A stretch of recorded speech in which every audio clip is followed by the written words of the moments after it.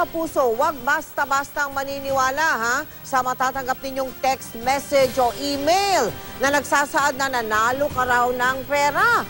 Modus kasi yan ng mga kawatan para makapanloko sa kapwa lalo na ngayong Pasko. Ang ilan, gumagamit pa nga ng mga peking promo permit. Nakatutok si Dante Perello. Nakatanggap ka na ba ng text message na nagsasabing nanalo ka raw ng 1 milyong piso sa promo ng isang kumpanya? Nanalo ka ng ganun, ng pera, tapos may mga number pa. Nanalo nga daw ng send yung number. Email na may nangyari raw sa kaanak mo sa ibang bansa at kailangan mong magpadala ng pera.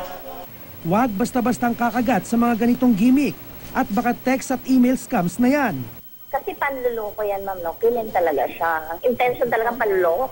Ang modus ng ilang kawatan para gawing mas kabilib-bilib na nagwagi ka sa promo kuno, ipepeke ang permit ayon sa DTI.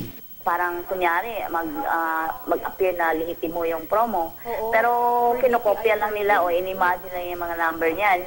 Kalat na rin ang text scam sa nagsasabing nanalo ang isang cellphone user ng pera mula sa Kapuso Network at kukunin ang premyo mula kay GMA Network Chairman and CEO Attorney Felipe L. Gozon.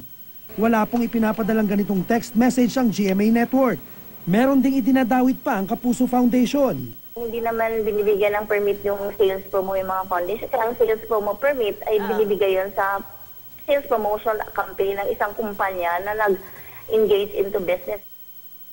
Ang dapat tandaan para hindi maloko lalo na't ngayong magpapasko, sumali ka ba o bumili ka ba ng produkto, kailan basta-basta manalo na wala kang sinalilan.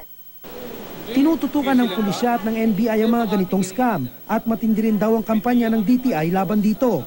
May pantapat din ang mga ahensya ng gobyerno para matunto ng may pakana ng high-tech na scam. Meron pong investigasyon na nagaganap dyan. Tulad po dito sa pag-text, alam po natin using the Global Positioning System. Kung email naman po, yung IP address. Dati ho, nagkakaroon ng investigasyon dyan ng NBI na ano ho nila, na-trace yung IP address somewhere in Nigeria yung iba. Marami na rin ang nakakaalam ng ganitong klase ng modus. Dinidelete ko lang po, hindi ko na masyadong pinapansin. Para pong pinapagwalang bahala ko na lang po. Tingin ko trip lang ng mga ibang tao na gusto nila manloko ng gano'n. Hindi para pagkaperahan? Pwede rin pagkaperahan nila. Ganun. Kung kaduda-duda raw ang mga natatanggap ng text o email, ipagbigay alam sa tanggapan ng DTI para sa kaukulang investigasyon o kaya ay mag-log on sa kanilang website.